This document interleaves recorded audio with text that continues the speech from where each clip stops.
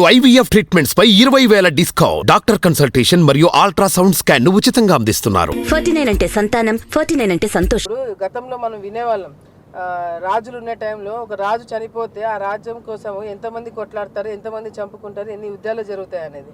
అదే ఈ రోజు మా కుటుంబంలో కూడా జరిగింది, అన్ని కుటుంబాల్లో కూడా జరుగుతున్నాయి. ఇదేం కొత్త విషయం ఏం కాదు. సో డెఫినెట్ గా భూమా నాగిరెడ్డి గారు, ఏవి సుబ్బారెడ్డి గారు క్లోజ్ ఉన్నారు. గతంలో భూమా నాగిరెడ్డి గారు చనిపోయేటప్పుడు కూడా చాలా విషయాలు నాకు ఓపెన్గా చెప్పడం జరిగింది. ఏ విధంగా మేము ఇబ్బందులు పడినాము, ఎవరు కారణం అనేది కూడా చాలా స్పష్టంగా నేను మాట్లాడడం జరిగింది. సో ఇవన్నీ జరిగిన తర్వాత కూడా భూమా నాగిరెడ్డి గారు చనిపోయిన తర్వాత ఏవి సుబ్బారెడ్డి గారు ఆయన గుప్పెట్లో, ఆయన కంట్రోల్లో నేను ఉండాలని చెప్పి అనుకోవడం జరిగింది. డెఫినెట్గా అది నేను జరగదు. ఎందుకంటే ఆయనకి పడని వాళ్ళు నా వర్గంలో చాలామంది ఉన్నారు, ఆయన ద్వారా నష్టపోయిన వాళ్ళు నా వర్గంలో చాలా మంది ఉన్నారు. సో ఆయన పక్కన పెట్టుకుంటే సామాన్య కార్యకర్తలందరూ కూడా ఇబ్బంది పడే కార్యక్రమం జరుగుతుంది కాబట్టి ఆయన దూరం పెట్టడం జరిగింది. అంటే అఖిలప్రియ గారు, ఇప్పుడు ఎలక్షన్ టైం వచ్చేటప్పటికి, అంతకు ముందు ఎటువంటివి ఉన్నా కూడా ఎన్నికల టైం వచ్చేటప్పటికి బతిమాలో బామాలో వాళ్ళని దగ్గరికి తీసుకొచ్చి దువ్వి ఇలా మాట్లాడడం పరిస్థితులు ఉంటాయి. అటువంటి ప్రయత్నం ఏం జరగట్లేదా ఏవి సుబ్బారెడ్డి గారి విషయంలో? మీరు అంటే చూడండి, ఒకటి ఆలగడ్డ రాజకీయాలు డిఫరెంట్. ఎందుకంటే మీరు చెప్పినట్టు ఈ 5 సంవత్సరాలు నేను దూరం ఉండి ఎన్నికల టైంలో నేను వెళ్ళి ఆ విధంగా కాంప్రమైజ్ చేయించుకుంటే ఎవడు నమ్మడు నన్ను. రేపొద్దున నా ప్రజలు నమ్మరు, నా కార్యకర్తలు క్లారిటీ ఉంది, అన్న క్లారిటీ ఉంది. నష్టపోతే మహా అయితే 2-3 ఓట్లు నాకు నష్టం జరుగుతుంది, వాళ్ళ ఇంట్లో ఓట్లు తప్ప బయట ఓట్లు ఏమీ నాకు నష్టం జరగదు.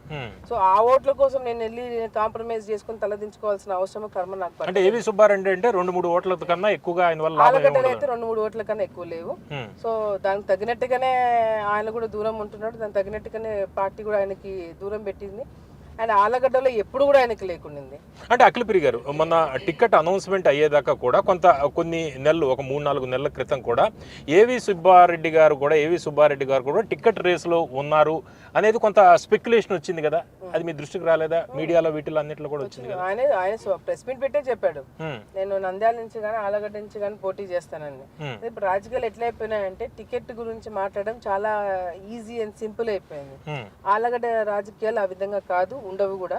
ఆలగడ్డ రాజకీయాలు చాలా డిఫరెంట్. అదొక బాధ్యత కలిగిన వ్యక్తులు మాత్రమే మోయగలే బరువు అది. సో ఎవరు పడితే వాళ్ళు మోయడానికి ఇదేమి తీసుకోవడానికి ఇదేమి చాక్లెట్ లేకపోతే ట్రైన్ టికెట్, బస్ టికెట్ కాదు. డెఫినెట్ గా దీనికంటే ఒక బాధ్యత ఉంటుంది. అది అధిష్టానం గుర్తించింది కాబట్టి దానికి తగిన వ్యక్తులకి టికెట్ ఇవ్వడం జరుగుతుంది. ఓకే, అఖిలప్రియ గారు, మీ ఎమ్మెల్యే ఇక్కడ బ్రిజేందర్ రెడ్డి ఎవరైతే ఉన్నారో, గంగుల నాని, ఆయన గురించి మీరు ఏం మాట్లాడట్లేదు. మీ పార్టీ వాళ్ళ గురించి, వీళ్ళ గురించి, ఏవి సుబ్బారెడ్డి గారి గురించి, వీళ్ళ గురించే మాట్లాడుతున్నారు, కానీ అతని పనితీరు ఏ విధంగా ఉంది దాని గురించి గట్టిగా మాట్లాడట్లేదు అండి మీరు? అట్లేం లేదు.